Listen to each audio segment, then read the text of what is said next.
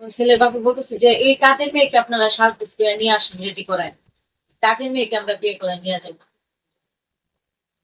তো দর্শক ভাইয়েরা, এই কাজের মেয়েটাই কিন্তু আমি, ঠিক আছে? এই কাজের মেয়েটাই আমি। তো তারা সুন্দর করে রেডি করে সাজগোজ করে আমাকে নিয়ে আসছে।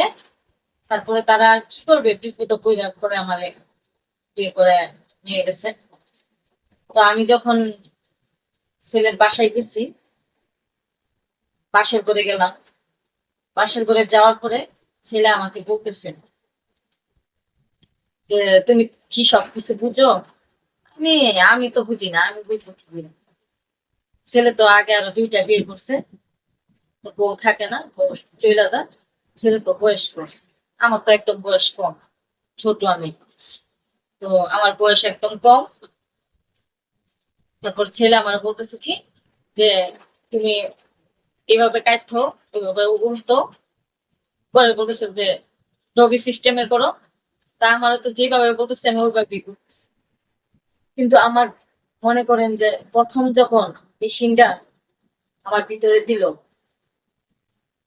ওই জায়গাটা যখন দিল, তখন মনে করেন ব্যথায় লাখ দিয়া একবারে বিছনা টিছনা ভাইসা গেল। তখন আমি অনেক কষ্ট পাইছিলাম, কান্নাও করছে, চিল্লান মেরে উঠছে। যে উনি তো বয়স্ক লোক, উনি তো সবকিছু বুঝে, আর আমি তো এত কিছু বুঝি না। তারপরে আমার বলতেছে যে শোনো, যেটা হয়েছে তো হয়েছে, এক কাজ করো, পরিষ্কার হয়ে আসলো। পরে আবার ধুয়ে টুয়ে আসলাম। ধোয়ার পরে আবার যখন আসছে তখন আবার ধরছে। তো ধরছে প্রথম একটা একটু তাড়াতাড়ি হয়ে গেছে, পরেরটা প্রায় 1 ঘন্টার উপরে করছে। আমার বলতেছে যে তুমি ডগি সিস্টেমের পরে ডগি সিস্টেম হচ্ছে পরে আমার চুলের মুঠি ধইরা এইভাবে মানে ইয়ে কইরা একবারে পিছন দিকে টান দিয়া আর দুই হাত চাপা ধইরা, মানে তার নিজের ইচ্ছা মতো সে খেললো। আর বিশেষ করে তার মেশিনটা এত বড়, মানে এত বড়, তার জন্য আমি মানে অনেক কষ্ট পাইছি, আমি ব্যথাও পাইছি প্রচুর পরিমাণ। তারপরে কি করবো, বিয়ে যখন বসে গেছি, বিয়ে হয়ে গেছে, আর কি করার আছে? তো মান সম্মানের ব্যাপার। তো আমি ছোট মানুষ, সাথে কিছু বুঝি না প্রথম প্রথম।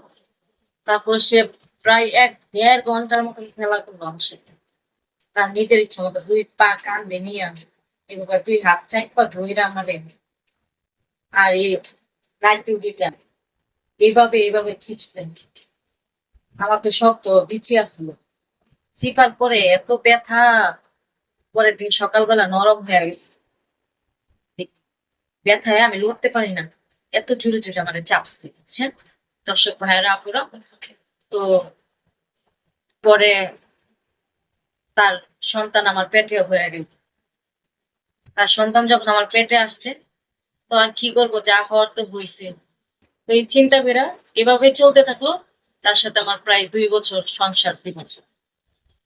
তো দর্শক ভাইয়েরা আপুরা, আমি একটা কথা বলি, আপনারা কখনো এই ভুলটি করবেন না যে এক মেয়েরে দেখায় আরেক মেয়েরে আপনারা ধরায় দিবেন। কারণ আপনারা নিজের মেয়েকে দেখায় কাজের মেয়েকে ধরায় দিবেন, মেয়ে তো ওই জায়গায় যাওয়ার পরে কষ্ট পাইছে। এই কাজগুলো আপনারা ভুলেও করবেন না। আর বিশেষ করে যাকে দেখাইবেন তাকে দেওয়ার চেষ্টা করবেন, আর না হলে দেওয়ার দরকারই নেই। দর্শক ভাইয়েরা আপুরা, আপনারা যে যেখান থেকে দেশ ও বিদেশ থেকে যারা আমার ভিডিওটি দেখবেন বা দেখতেছেন, তো অবশ্যই ফেসবুক পেজটা ফলো দিয়ে রাখবেন, কমেন্ট করবেন, ইউটিউব চ্যানেলটা সাবস্ক্রাইব করে দিবেন। তো আজকের মতন আমি বিদায় নিচ্ছি। ভালো লাগলে অবশ্যই কমেন্টে আমাকে জানাবেন যে কিরকম গল্প আপনাদের ভালো লাগে। আশা করি আপনাদের পছন্দ মতো গল্প আমি দেওয়ার চেষ্টা করবো।